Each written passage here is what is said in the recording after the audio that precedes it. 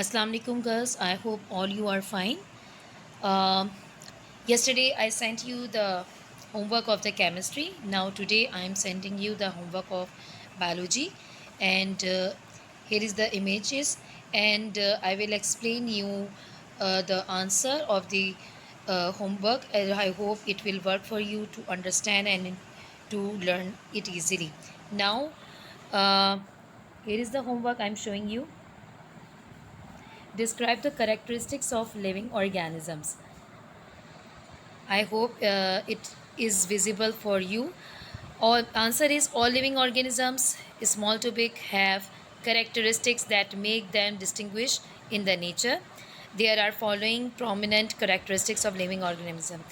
Remember when we started the chapter what is biology, तो after the what is biology heading there was the heading of what is life, और उसके अंदर there were 9 headings of the characteristics of the human beings, क्योंकि आपकी जो biology है जो based करती है, जो मैंने अपने लेक्चर में भी कहा था, वो इन कैरेक्टरिस्टिक्स को ही हम बायोलॉजी के अंदर मेन डिस्कस करते हैं, और जितनी भी ब्रांचेस हैं बायोलॉजी की are based on these 9 characteristics of living organisms. तो इसके अंदर जो ये मैंने आंसर आपका पूरा बनाया है, here are 9 points, I explain each heading point wise, and I am explaining you through the video, तो it will be helpful for you to understand. First you will write the date. Now here is the date is given 16. It is today's homework, Monday homework. The question, describe the characteristics of the living organism, और आपका फिर इस तरह से answer लिखें. Now you will write the characteristics of living organism main heading.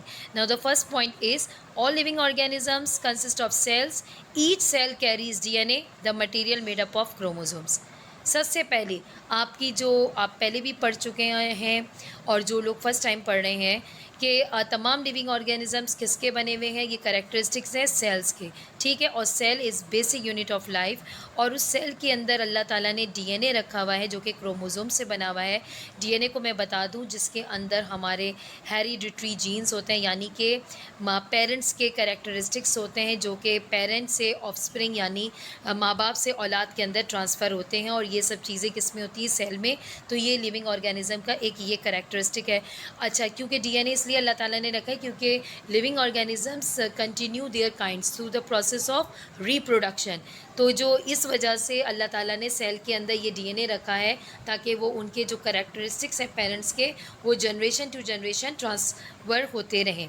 Second point, all living organisms perform interior chemical reaction to convert consumed food into energy through a form of digestion called metabolism. ये भी heading थी आपकी book के अंदर। जितने भी living organisms हैं उनके अंदर अल्लाह ताला ने एक केमिकल रिएक्शन रखा है। उस केमिकल रिएक्शन का फंक्शन क्या है कि जो हमने फूड लिया है उसको कन्वर्ट करना एनर्जी के अंदर।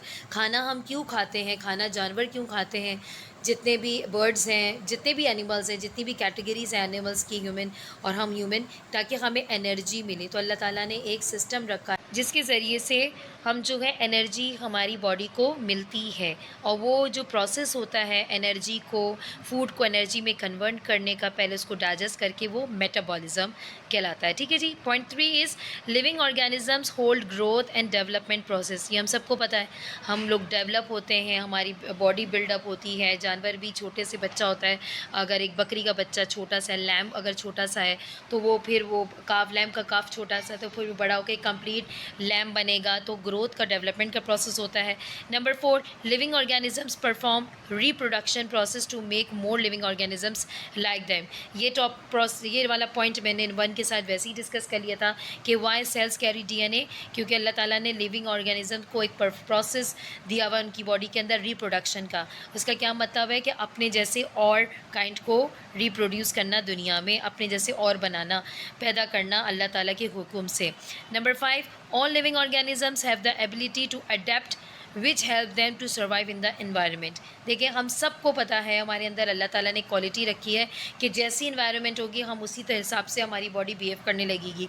फॉर एग्ज़ाम्पल अगर बहुत ज़्यादा गर्मी है तो हम अपने लिए क्या करेंगे, ठंडे कपड़े पहनेंगे, हम उसी तरह का फूड इनटेक करेंगे जिससे हमारी बॉडी के अंदर बहुत ज़्यादा हीट ना हो। जो इनकी नेचर में जो बहुत ठंडे होते हैं, जैसे हम ठंडा पानी पिएँगे, हम कुकुम्बर्स खाएँगे जिससे हमारी बॉडी डिहाइड्रेटेड ना हो बल्कि हाइड्रेटेड रहे।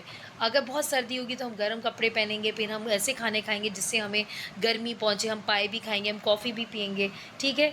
जिस तरह की अडेप्टेशन हो, जिस तरह की एनवायरनमेंट होगी उसी तरह की अडेप्टेशन होगी। जब फॉर एग्ज़ाम्पल अगर ऐसी एनवायरनमेंट है जहाँ पे बहुत ज़्यादा फ़न है, तो हम उसी हिसाब से हम भी खुश होंगे, हम भी इंजॉय करेंगे। अगर कोई खुदा ना ख़ास्ता ऐसी एनवायरनमेंट है जहाँ पे बहुत सैडनेस है, ग्रीफ़ है, तो हम वहाँ पे उस तरीके से हम अपनी सैडनेस को शो करेंगे। तो ये ह्यूमन लिविंग ऑर्गेनिज़म्स में अल्लाह ताला ने ये वाली चीज़ है कि ये मैंने ह्यूमन्स का बताया।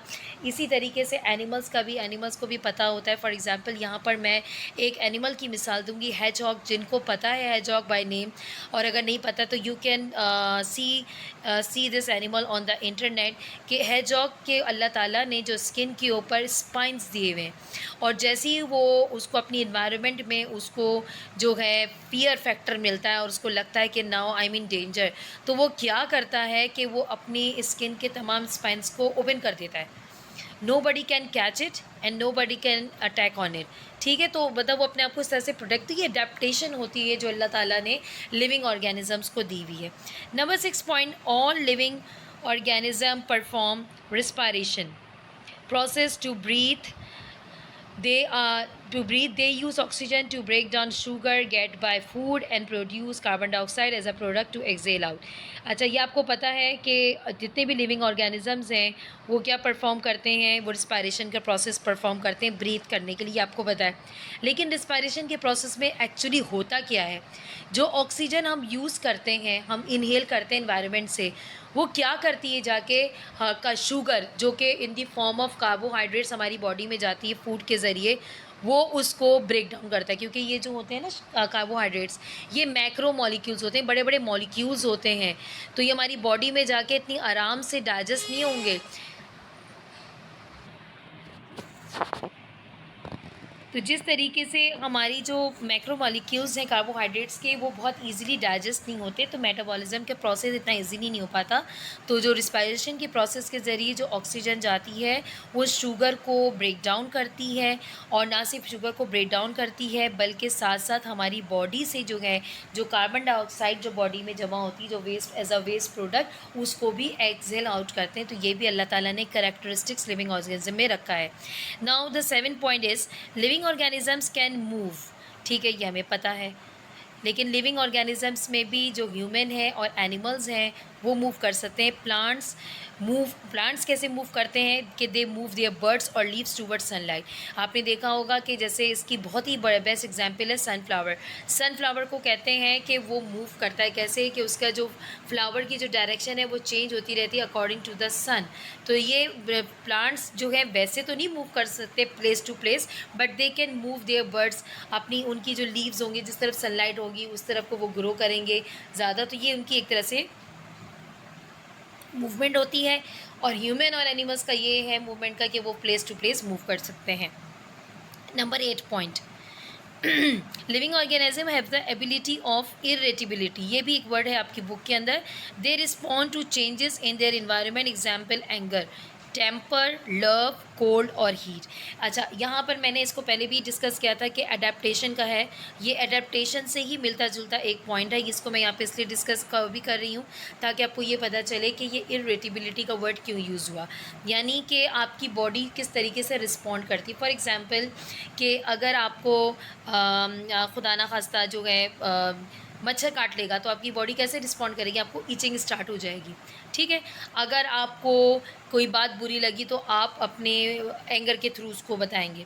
अगर आपको कोई बात अच्छी लग रही है तो आपको कोई चीज़, जैसे पेट्स बहुत पसंद है तो आप अफेक्शन शो करेंगे, आप अपना लव का एक लव के थ्रू रिस्पॉन्ड करेंगे। इसी तरीके से अगर आपको बहुत गर्मी लग रही, गर्मी लग रही, तो क्या होगा, आपकी बॉडी कैसे रिस्पॉन्ड करेगी, आपको बहुत ज़्यादा स्वेटिंग होगी, ठीक है, आपको स्वेटिंग होगी, आपको देख के लगेगा कि कितनी गर्मी हो रही है, आपकी बॉडी भी हीटअप हो रही होगी, तो आपको किसकी नीड होगी, एसी की। या फ़ैन की। तो this is how the living organism have the ability of irritability. ठीक है जी। The next is 9 point excretion. ये बहुत इंपॉर्टेंट पॉइंट है तमाम करेक्टरिस्टिक्स के साथ साथ, कि कैसे इसका इंपॉर्टेंट है कि जितने भी लिविंग ऑर्गेनिजम्स हैं उनके अंदर जो है ऑब्वियसली मेटाबॉलिज्म का प्रोसेस होता है, फिर रिस्पायरेशन का भी प्रोसेस होता है, यानी मॉलिक्यूल्स को ब्रेक भी किया जाता है, कंज्यूम भी किया जाता है, और कुछ वेस्ट प्रोडक्ट भी निकलता है। चले कार्बन डाइऑक्साइड चूँकि वो गैस है वो नाक के ज़रिए ही बाहर चली जाती है, लेकिन बाकी जो हमारा खाने वाने के बाद सब हज़म जो सब चीज़ें एब्जॉर्ब होने के बाद भी जो कुछ वेस्ट प्रोडक्ट होता है उसको भी तो बॉडी से बाहर निकलना होता है। जो हम इतना पानी पीते हैं तो जो वेस्ट पानी होता है, जो बॉडी में जो जितना पानी यूज़ हो गया, जो बाकी जो वेस्ट रिमेनिंग होता है उसको बाहर निकलना होता है। तो उसके लिए अल्लाह ताला ने एक्सक्रीशन का प्रोसेस रखा है ताकि हमारी बॉडी में जितने भी टॉक्सिकेंट्स हैं वो हमारी बॉडी से रिमूव हो जाए और हमें किसी भी किस्म की जो है वो कोई बीमारी ना लगे। Now the question number next is write down the difference between digestion and respiration.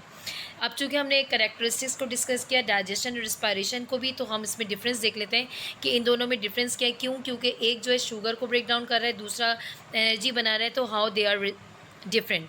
देखिए, digestion and respiration. Number 1 point, it is a process in which external food take in and absorb into our body. जाहिर बात है जो बाहर से हम खाना होता है मुंह के ज़रिए बॉडी में जाता है और वो एब्जॉर्ब हो जाता है। रिस्पायरेशन में क्या है? It is a process that involves, ये थोड़ा सा अगर आप जूम इन करके देखेंगे तो आपको बेटा समझ में आ जाएगा। मैंने कोशिश की थी कि थोड़ी सी और भी क्लियर पिक्चर आ जाए, लेकिन थोड़ा सा पेपर के साइड में होने की वजह से इन्वॉल्व्स का वर्ड थोड़ा सा आपको शायद अनक्लियर हो, but I am repeating, it is involve. It is a process that involves the exchange of gases between the atmosphere and organism. इसमें क्या होता है? इन्वायरमेंट यानी जो हमारी बाहर की दुनिया जो सराउंडिंग है, और ऑर्गेनिज्म यानी मैं या कोई भी जानदार चीज़, उनके दरमियान एक्सचेंज ऑफ गैसेस होता है। हम ऑक्सीजन इनटेक करेंगे और कार्बन डाइऑक्साइड देंगे, ये एक्सचेंज ऑफ गैसेस होता है। Number 2 point of digestion, it is carried out by the organ such as mouth, oesophagus, stomach and intestine. ये तो आपको पता है, अगर आपने ह्यूमन बॉडी के बारे में पहले भी पढ़ा होगा तो ये बेसिक होते हैं। माउथ, मुंह, एसोफेगस, ये जो पूरी पाइपलाइन जा रही थी फूड पाइपलाइन कहलाती है, एक्चुअली इसको एसोफेगस कहते हैं। OESOPHAGUS, oesophagus. ठीक है, ये स्टमक यानी मैदा, और फिर इंटेस्टाइन्स लार्ज और स्मॉल। और रिस्पायरेशन का number 2 point, it is carried out by the organ such as nostrils यानी नाक के नथने, ट्रैकिया यानी कि ये जो नाक से पूरी जो एक ट्यूब लंग्स में जा रही है, एंड द लंग्स हमारे फेफड़े। Number 3 point of digestion, it requires energy to break down food. Digestion के प्रोसेस में एनर्जी की ज़रूरत होती है, यानी कि जब तक कि हम खाना नहीं खाएंगे तो हमें मतलब कि हमारे अंदर हमारे मैदे में भी इतनी ताकत नहीं होगी कि हमारा मैदा कुछ काम कर सके, इसलिए इट रिक्वायर्स एनर्जी। रिस्पायरेशन के प्रोसेस में it does not require energy, हम सांस लेते हैं छोड़ते हैं, इसके लिए हमें एनर्जी की ज़रूरत नहीं है। Now the question number next is write down the difference between zoology and botany. आपने 2 मेन डिवीज़न पढ़ी थी, मेजर डिवीजन्स पढ़ी थी 3, ज़ूलॉजी, बॉटनी और माइक्रोबायोलॉजी। ये उसका डिफरेंस है। Zoology, it is the scientific study of animals, simple है, साइंटिफिक स्टडी एनिमल्स की। Botany, it is the scientific study of plants, बहुत ही सिंपल पॉइंट है। Number 2 zoology, the person who studies zoology known as zoologist. जो zoology पढ़ता है उसको कहते हैं ज़ूलॉजिस्ट। ठीक है, क्या कहते हैं? ज़ूलॉजिस्ट। और the person who study botany known as botanist या बोटेनिस्ट। जो ज़ूलॉजी पढ़ते हैं उनको ज़ूलॉजिस्ट कहते हैं, जो बॉटनी पढ़ते हैं उनको कहते हैं botanist. Number 3 point of zoology, zoology studies the structural anatomy, physiology, habits, energy conversion and so on so in of the animal, यानी कि एनिमल्स का स्ट्रक्चर कैसा है। एनाटॉमी यानी कि आपको एनाटॉमी की मैंने डेफिनेशन बताई थी कि उसको अप करना, उसको किसी चीज़ को मतलब बहुत ओपनली पढ़ना, चाहे आप इंटरनल ओपन करके पढ़ें या बाहर से बहुत डिटेल में वो एक एक चीज़ को पढ़ें। और उसके बाद फिजियोलॉजी, बॉडी फंक्शन कैसे करते हैं, हैबिट्स कैसी हैं, क्या एनर्जी का कन्वर्जन कैसा है। बॉटनी में, botany studies structures, function and the behaviour of the plant, plant का सब कुछ स्ट्रक्चर कैसा है, फंक्शन कैसा है, प्लांट्स कैसी इन्वायरमेंट में कैसे बिहेव करते हैं, इन सब के बारे में स्टडी है। So this is basically your homework. I hope my explanation is cleared and it will help you pretty much in your doing the work. और इमेज अगर थोड़ा सा प्रॉब्लम है बेटा जूम इन करके देख लीजिएगा, ठीक है जी.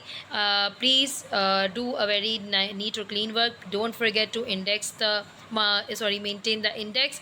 And those girl who have not submitted their copies so far, this Friday, please, I want to check all the remaining girls copies. Don't forget. And those girls who have not collected their copy from the school so far, please do come and collect your copies. Allah Hafiz, take care बच्चों.